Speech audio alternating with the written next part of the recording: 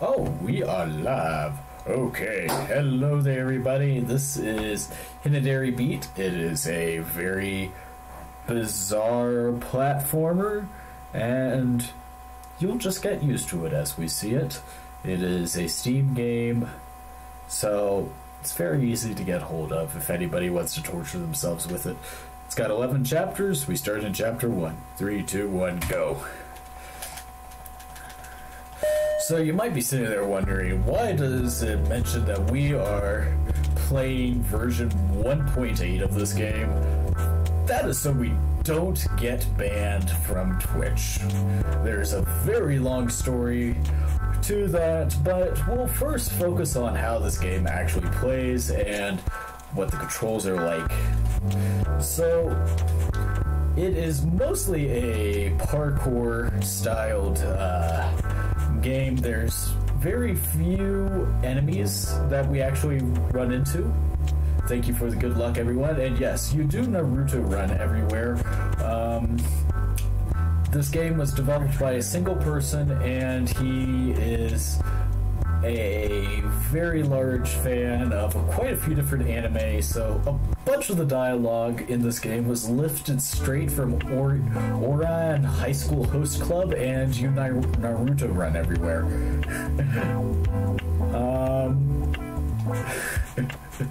And the gameplay is actually very difficult to get used to.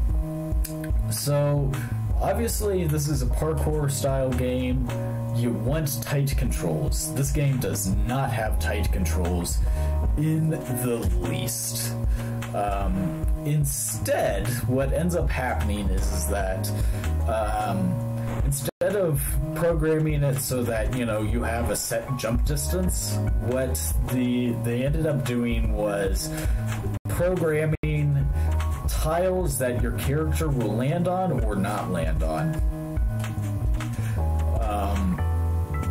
Which means that instead of the game saying, hey, you jump such a certain distance when you jump, the game is basically just snapping you to one of the predetermined tiles that you should land on. And it basically does that based on what part of your yeah, all the enemies of this game, a bunch of the enemies of this game are yokai. So basically, the game determines which tile it should snap you to as the landing based on what part of your animation you are currently in and where you did originally jump from. But it means that sometimes you will jump much longer than you would expect to, and sometimes you will jump much shorter than you will expect to. There is no in between. And yes, I love that transition scene joke. That is golden. Thank you, chat. Another big issue with this game is instead of designing enemies to have health meters, where, you know, each attack does so much damage to each enemy, what was actually designed was that certain attacks will insta-kill enemies. So you have a series of jabs that goes 1, 2, 3. You know, 1, 2, 3, 1, 2, 3. Pretty simple, right? So some enemies in this game will die instantly to the first jab, some enemies will die to the second jab, and some enemies will die to the third jab. What this means in actuality is that you can infinite enemies and not actually damage them. Since, you know, most enemies don't actually take any damage, what ends up happening is if you keep timing your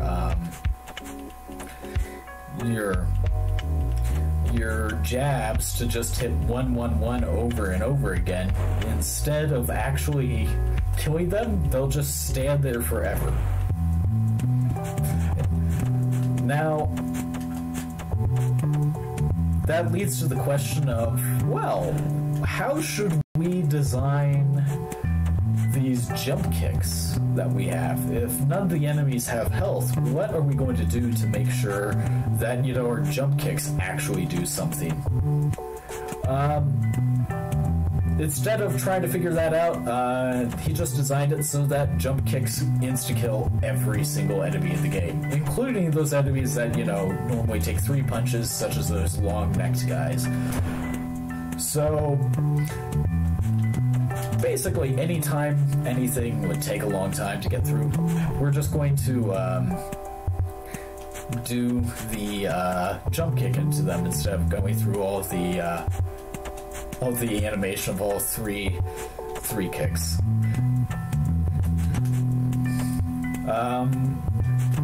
You obviously do not have health, but thankfully, anytime you die, you just instantly go back to the start of whatever room you were in. It's much easier to jump across those platforms than it is to slowly crawl across them. And a lot of these are semi-puzzles where you just need to understand and read. The dialogue in this game is very difficult to get used to. As I mentioned, a lot of this game's dialogue was highly inspired, or better to say ripped off of, Ouran High School Host Club. So the guy attempted to create just basically very sarcastic, cutting characters that constantly are telling you that you are worthless and you'll never be worth anything, and every single cutscene features hundreds of words of that. And it takes a long time to mash through all of that. Hidden within those small details are the instructions on what you need to go get next. So casually, this game is incredibly confusing because you need to read every single piece of dialogue to double check that you are actually seeing what you need to do next. While 99.9% of that dialogue is just a bad attempt at sounding like Ouran High School Host Club. It is very, very tiring to read. The storyline, at least in version 1.8 of the game, is that our two high school buddies, the two girls we constantly see, let's see, here we go, have unusual powers and are warping us around everywhere where they want us to go. We don't really have much control over our own destiny. They just warp us wherever they feel is necessary to go. And they never explain who they really are until the end of the game anyway, but they claim that they are some sort of powerful beings. They're not sure if they're demons or goddesses, their own words, but they're one of the two. And the one can undo the work of everything the other one does, and they just continually do that back and forth to each other. I don't understand either how he basically just said, I like these characters in Ouran High School Host Club, and I'm going to try to make certain characters talk as much as possible as those characters. It's weird, okay? It's just weird. And so basically, those two friends are warping us all over the place to just basically pull pranks on people and stand in awe of our fancy parkour skills. At one point, they do just force us to travel back in time to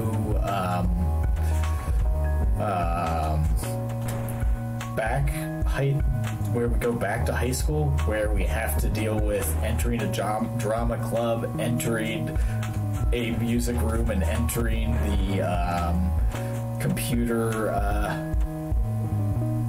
fan club. But the beginning of the game, we're adults and we're just going through all of that stuff. Yeah, it's a little difficult. I wouldn't suggest being forced to go back in time to anyone either. Now, I genuinely love the aesthetics of this game. I love the aesthetics. I love how the screen transitions work, where, you know, it is constantly switching sides. The music is low-key, but it is, you know, it's a pleasant listen. It's got its very own unique, it's got its own unique style of gameplay, but it's got its own unique style artwork, but it is almost impossible to control. I know from a quick glance, seeing somebody else play it might seem that it looks fairly easy to control. No. As I mentioned earlier, that whole snapping into place instead of actually landing where you want to go makes it so that you will get jumps that just don't work all the time, and out of nowhere you will jump very short distances, and sometimes you will jump very far distances, and there is no in between. There's no rhyme or reason to it until you've probably put at least 15 to 20 hours into this game, and once you've done that, you start to learn, oh, this is how the jumping actually works, and I need to jump at these parts of my animation.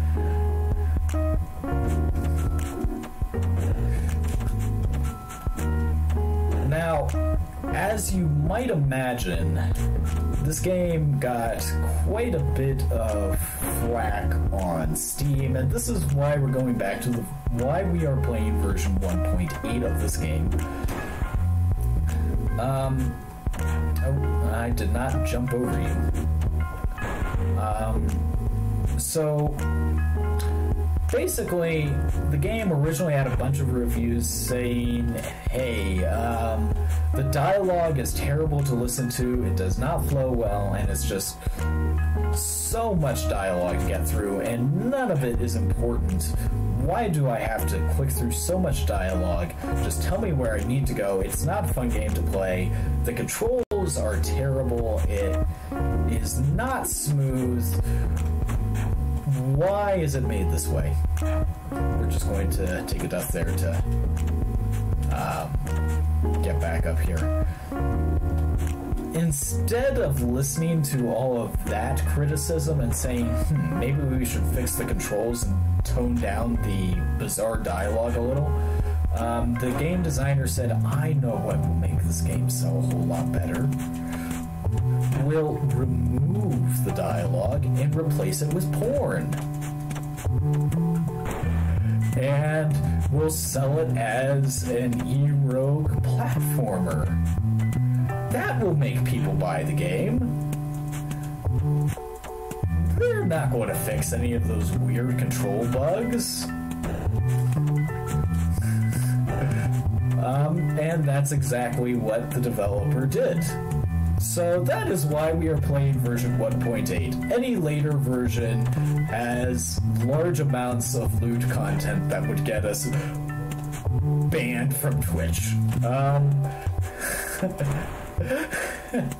So we have to play version 1.8. And believe it or not, version 1.8 is much slower. Well, not terribly slower, but it is significantly slower because, as you might imagine, what's faster to click through? A single porn scene or massive amounts of dialogue? Obviously, the massive amounts of dialogue. So if we were wanting to do this as a serious run to save the most time possible, we would be playing on the porn version. But, you know, we can't actually do that. This is Twitch. Gameplay-wise, there are no differences. the maps are the same, the controls are the same. There are some changes in the color gradients, but that's it. And I want to try to time this jump right. There we go. And that's the only difference between version 1.8 and all of the versions with more loot content.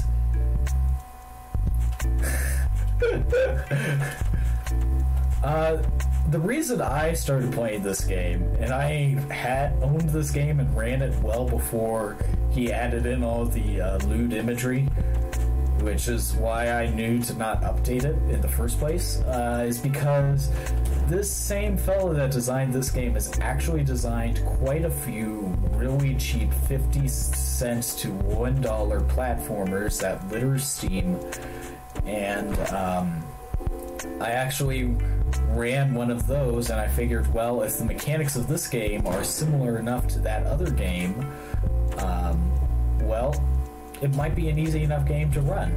Which leads to the most bizarre point of this. Does anybody in here know Shin Samurai Jazz? The really cheap Steam platformer? Yeah, this game is technically the sequel to Shin Samurai Jazz. I don't know how, they just happen in the same universe, and there's not any characters that are the same between the two games. It's just the fact that it happens in the same universe. I also run Shin Samurai Jazz, so that's why I started running this game, because, you know, control issues are similar between the two. But if anybody's ever run across Shin Samurai Jazz, because it's been on Steam for like 6-7 years and it's like 50 cents, so I think it's wound up in a lot of people's libraries just because it's a 50-cent platformer, this is the sequel to that game.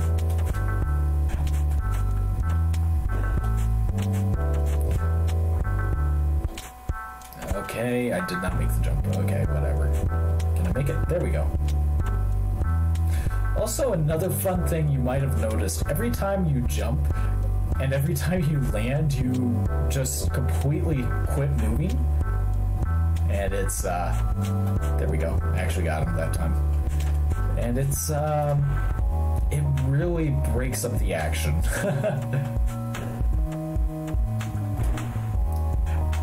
We want to go here, and we go over here. So yeah, basically that's why I began running this game. And if you have ever played Shin Samurai Jazz, you will actually notice. Oh,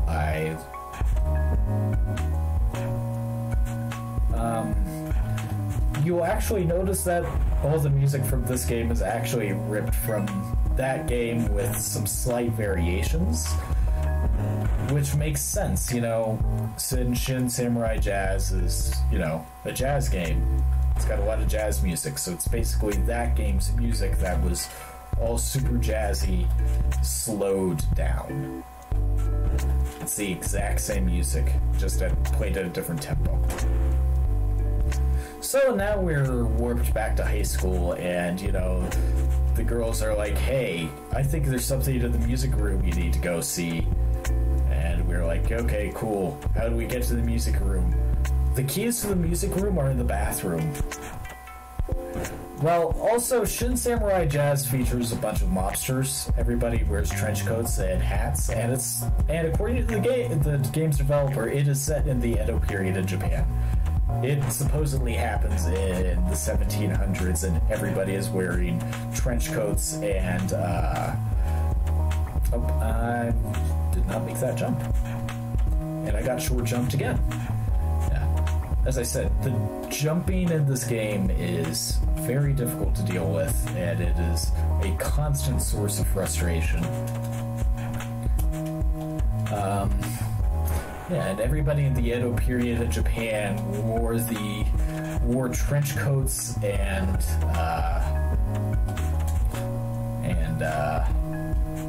no, this game is not set in Edo, Japan.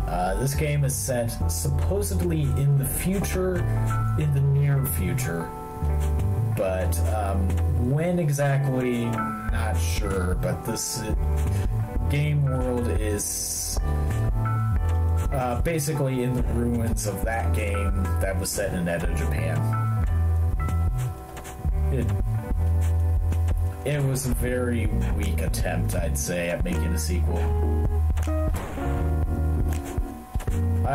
Basically, you should just... The only thing you should know is that they're set in the same universe. But every game this fella has designed is weird like that. Especially the amount of weird tasks you have to do to be able to progress. Every single one of this fella's games is like that. Where you just run around in circles doing things that don't actually advance the plot at all, just to pad out the game. So we talked to them in the music room, you know, and now they're like, you know what you should actually do is join the computer club. And they're like, fine, we'll go join the computer club. How do we join the computer club? And we're like, you know, you're really good at parkour. I'm sure you'll be able to impress them some way to be able to join the computer club. And yeah, that's basically what we're doing at this moment. We are now talking to the right people and taking stuff out of the basement to get stuff that will impress them to allow us to join the computer club. Yeah, the art style is very consistent. The art style between the two games is very consistent. In fact, the art style in all 9 games that this guy has released on Steam is very consistent. Every single one looks pretty much exactly the same. And every single one almost plays exactly the same. And that's why whenever you've run one of them, it becomes fairly simple to pick up running another one. There we go. Timed that just right to get over those flying spikes. It's pretty simple. Another weird thing about this game is when you start running, you need to finish your run animation. So you saw I went past the door back there. There's no way to not go past the door because you need to finish your run animation to the left before you can turn around and go right and enter the door.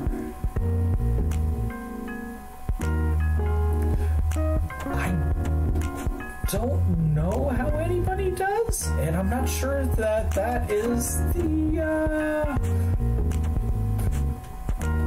biggest of the school's problems.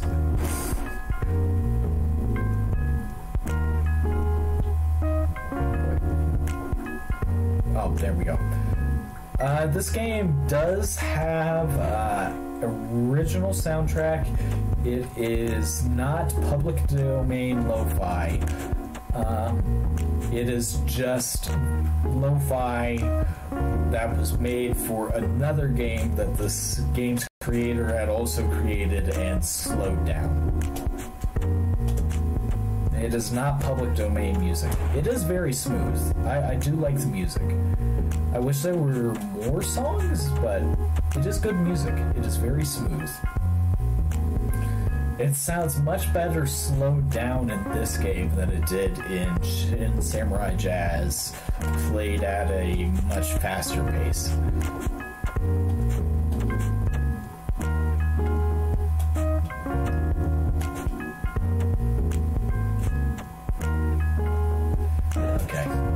And I got short jumped there. The game was like, you're not jumping over the spikes, you're jumping face first onto the spikes. That's what you wanted to do, right?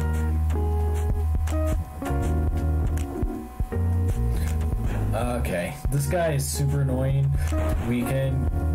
Most of the time we can get in the door before he throws a bomb, though. And we were able to there.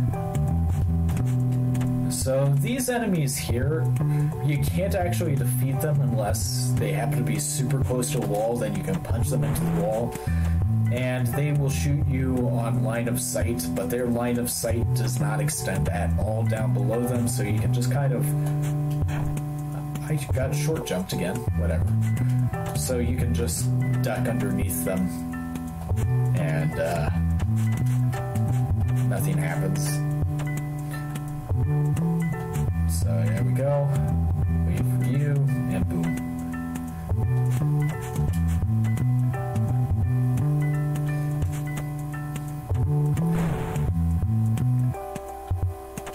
Yeah, go ahead and download the OST. It's a good OST. I mean, like, I know this isn't a big bad game marathon, but there is a lot good about this game. The aesthetic is interesting. The gameplay isn't. It needs a lot of refinement, but the aesthetic is interesting. The music is interesting. Like, there's a lot to actually enjoy about this game. It's just those weird control issues really outweigh the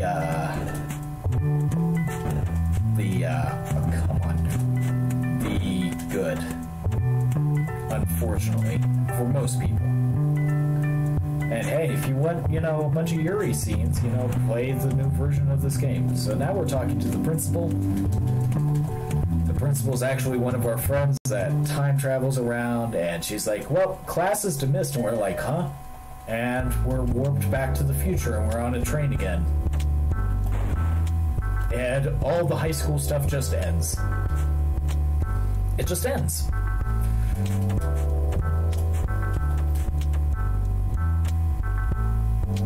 So, go figure. So now we're back in the future, and we need something from another person's apartment, and they're like, and our time traveling and warping friends are telling us, hey, will you send us to, will you go get this from the apartment? And instead of us just telling them, you guys can time travel and warp, just warp there yourselves. We're like, cool, we'll go do it for you. They're like, oh, the doors are locked. You need to run across the balcony of multiple skyscrapers to actually get in to the apartment. We're like, okay, cool, whatever. And instead of just telling them, you guys can warp wherever you want in space and time. Warp into that apartment yourself and get whatever you want out of it.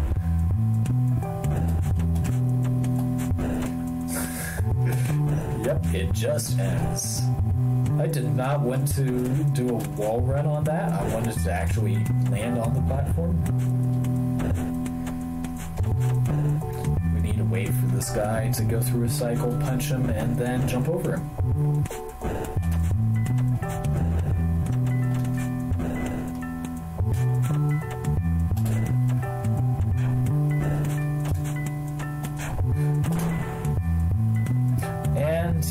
Whatever we needed from the apartments, we needed the key to get into the apartment, and of course it was just in the public bathroom. I mean, that's where you leave your keys, right? Just in the bathroom of a public building? Oh, I got short jumped. And I didn't even jump there. There we go. There's only a few pixels where you can actually do that jump, and it is super annoying. I'm going to go for a skip here, and I'm only going to try it once. Let's see, here we go. I didn't get it. So, as I mentioned, the game tries to assign you where you should land. Jumping at the right angle on that area can really freak out what tile you land on, and it kind of warps you, zips you to the door instead of running around the sides. It's an odd trick. I don't know why it's there. I don't exactly know the specifics of it, but sometimes it works. Most of the time it doesn't, but sometimes it works. Yeah, I mean, it does have an intuitive design, and And all the hazards are very easy to see. Like, those things are certainly in this game's favor. It has a lot of good things about the game. It's just, if it controlled better, and if the original version didn't have near as much dialogue that means absolutely nothing, the game probably would have done a whole lot better. It probably would have been a little bit of a hidden gem on Steam. But, you know, whatever. So now we're actually getting into that apartment building that we've got the key for. There's a bunch of yokai in here and bomb stuff. We go into the bathroom, so we find a key card to turn on the elevator. And we'll, you know... No! Okay. Yeah, so the game assigned me to hanging onto that wall instead of jumping down below, and the only thing you can do off that wall is just fall into the void. You cannot... It doesn't let you jump back. Because, you know, good game design. So now we have the elevator key, and we just go into the elevator. And we're in Chapter 9 of 11. We're doing pretty well on time. So now that we're in this apartment, the other two teleporting goddesses or demons or whatever they are, they never say what they actually are, tell us, hey, there's an evil corporation that is taking dead cadavers and resurrecting them as samurais, and we need to stop that. Well, actually, you need to stop that. And we're like, okay, how? And they're like, well, the computer plans on how they're doing it is inside this building, and once we get that, we'll be able to figure out how to get inside. So that comes out of nowhere, left field. So that is what we are doing right now. We are getting the plans to get inside that factory building. Chapter 10 is after having the plans to get inside, actually getting inside, and then Chapter 11 is actually shutting down the corporation that is turning cadavers into samurai zombies. You know, it works. I mean, it would have been nice if that had been led up to at any point in the game storyline instead of coming out of left field, but you know, it works. I can get down with it. At least it feels like, you know, I'm doing something now instead of, you know, all the just randomness of, hey, go get this for me, or hey, I've warped you back to high school because that's fun. You know, now we're actually moving towards a goal, so I like that.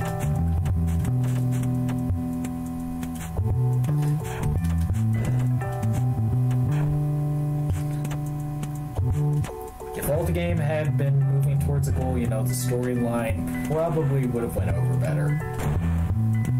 And if it had been less wordy, a lot of the old Steam reviews of this game are completely erased from time now.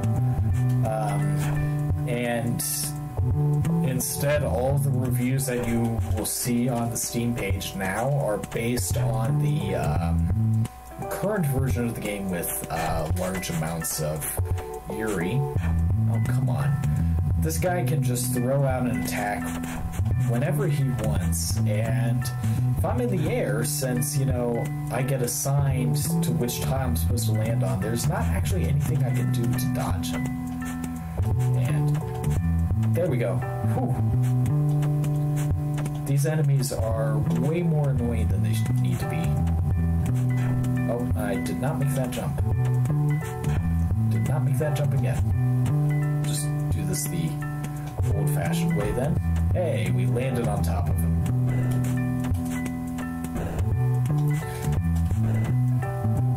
We need to wait for this cycle, and we will need to wait here, and we actually can get through.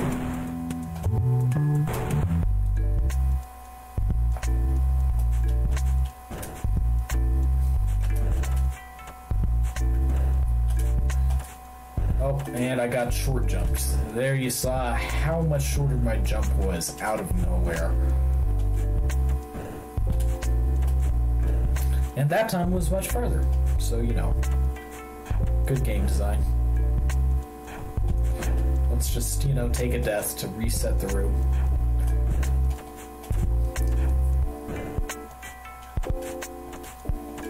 I actually need to wait for this cycle.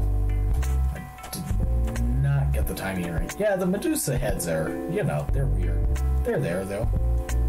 Hey. Don't. Go up, will ya? Thank you. Also, another bizarre thing. I'm going to, I don't know exactly why this is done this way. Every door I interact with and every item I pick up, the controls to actually pick items up or open doors is up on the D-pad. I don't know why. It's an interesting style. It's an interesting choice, I'll just say that.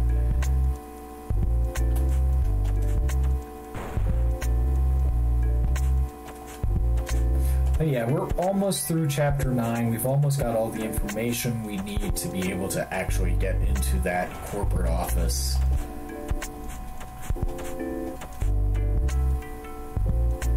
So we've just got to basically get out of that building now. Here's a small skip. We got it first try. We confused the game. It normally just sends us down to the spikes, but you can line that up just perfectly, so instead of going the long way around, you just land on the bottom. It's a very small skip, and it's honestly way harder to do it than it's worth the time save. But, you know, it is consistent once you spend enough time practicing it. So, oh, I got short jumped. Oh, I got short jumped again. There we go.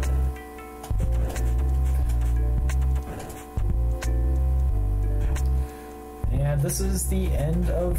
Oh, hey, why'd you shoot straight up? He normally shoots...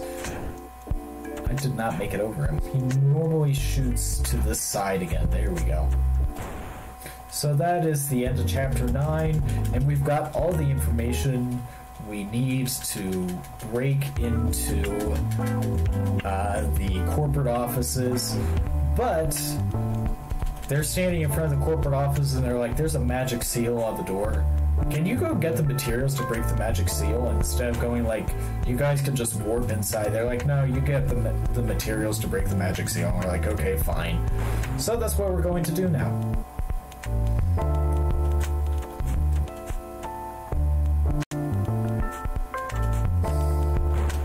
But don't rise from your grave as a samurai zombie, please. I'm going to have to deal with enough of samurai zombies here in a little bit.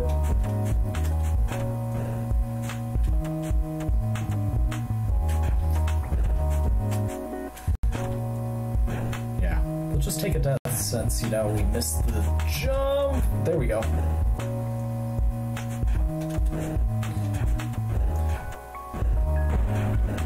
There's a lot of achievements. Every single achievement in this game is just... Yeah, one of the old reviews of this game on Steam literally said the text of this game is so long and so winding, I could honestly see the text from this game being assigned as required high school reading in the future. And that is possibly my favorite quote describing what this game's like, what the game's dialogue is like. This is Hindere Beat. It is a weird game. It's a Steam game, you know. It got through the very rigorous Steam quality control, you know.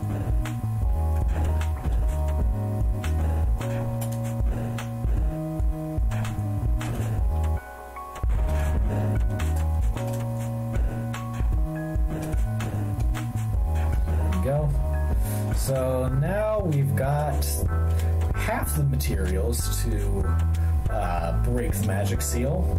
We just need to give them to the one girl who's sitting here in the ramen shop instead of, you know, actually helping us.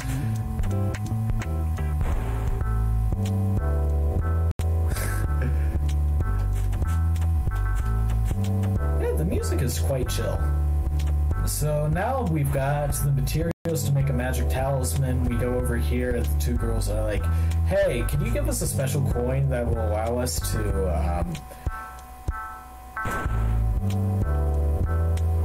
yeah, it's like not super explicit, but it would probably cause problems for us.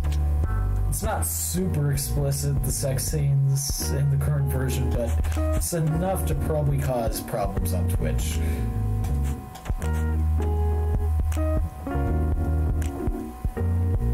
Okay.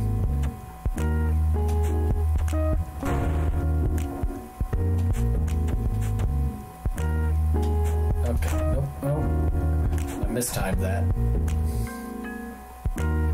The cycles of these enemies are super specific and it's super annoying. And if you mistime a cycle, they just shoot you immediately. There we go. We got that. And now he goes to that wall and we just push him away. And we're good to go. And we're good to go. Yes. Okay. So now we've got the special coin and we've got the talisman. We can get into... you know, I don't know. I really don't know. It just is, okay? It just is. Tokyo has a gun problem now. Didn't you know? Gotta wait here for this guy.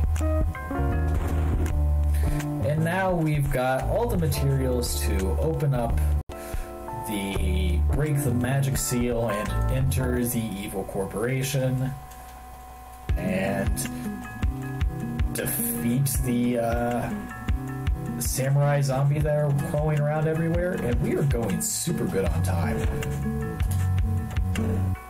Like super good on time. I am really shocked about this. Like, I am just in the zone for this game today. So funny thing,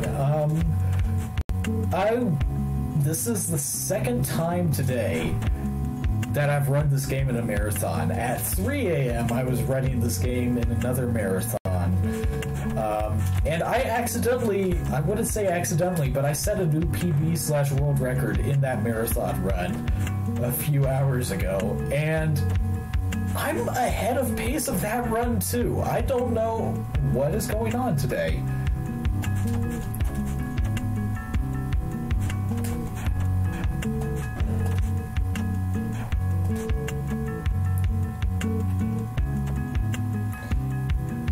So here we go. These guys we just need to hide from and never be in their line of sight.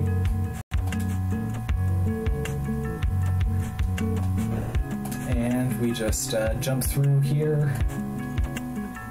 Wait for that guy to shoot his shot. Oh.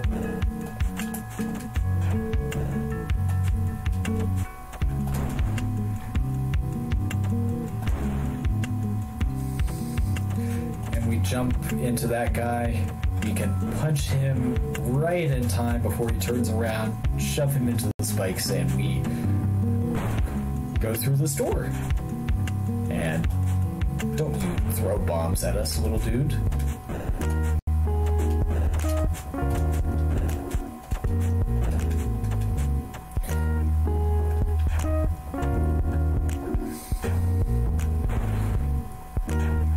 There we go. We got the worst... Oh, I was going to say, we nearly got the worst room in the game first try. But it turned out not to work out that way. But, you know, because I missed a jump. But, you know. That room is absolutely horrific. Just the angles you're getting shot at are very annoying to deal with.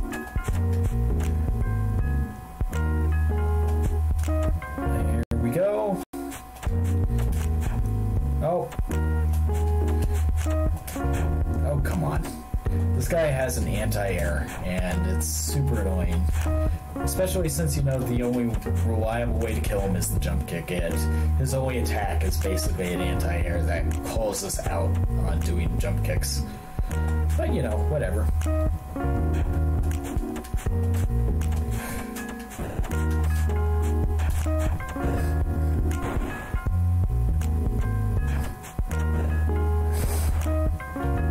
This guy is going to throw that. Cool, whatever.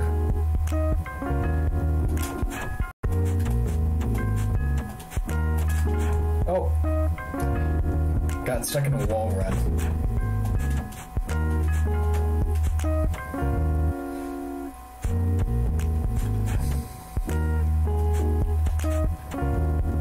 And we can get out of his way and jump across.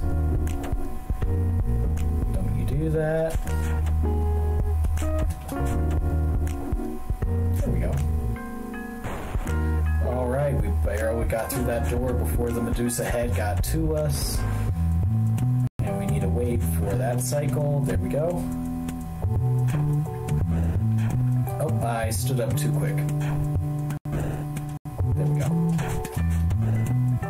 I need to wait for him to shoot and then jump over him. This room is a very super particular cycle. We got it. Oh my goodness, that is great. And we got the fast cut in that room also. There we go.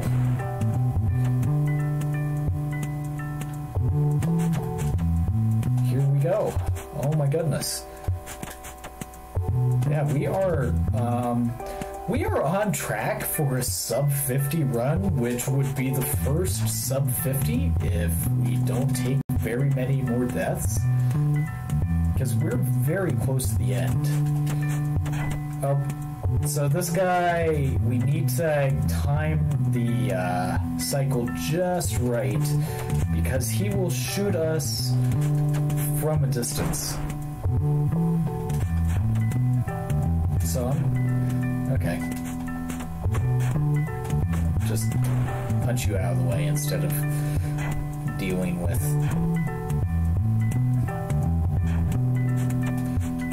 Oh. Oh.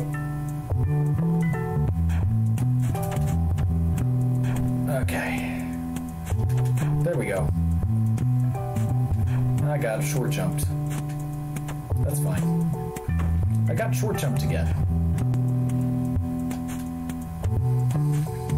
I got short jumped again. I am literally as far right on that platform as you can go, and I just jump off because, you know, whatever. This is the last room in the game that actually presents any challenge. So if we do this correctly, this is well under 50 minutes. And a massive world record / PB. Holy cow, for the record, second place in this game is over 57 minutes. This is I don't know what's happening today, okay? Jeez Louise, that is time. That 48:12. What on earth? Jeez Louise.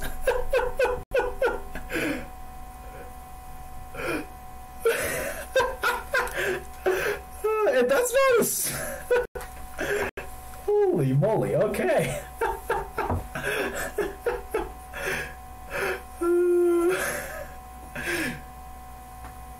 Okay. This has been the weirdest day for me because just a few... So at 3 a.m. I had runs for Buckeye Speed Bash online. My first run of the day had to be mercy killed because I found 2 new softlocks in the game that I did not know existed. And then I ran this game, and my old PB was 50-15, and I got a 50-13. And now I come back later the same morning, and it's 48-12. This is... Holy moly. That is something else. I actually have the next run also, so I'm going to throw it over to the host while I set up the next run. Thank you guys so much. I can't believe I PB'd a world record in this game in 2 marathons in a row in the same day. That is so... I just don't know what's going on.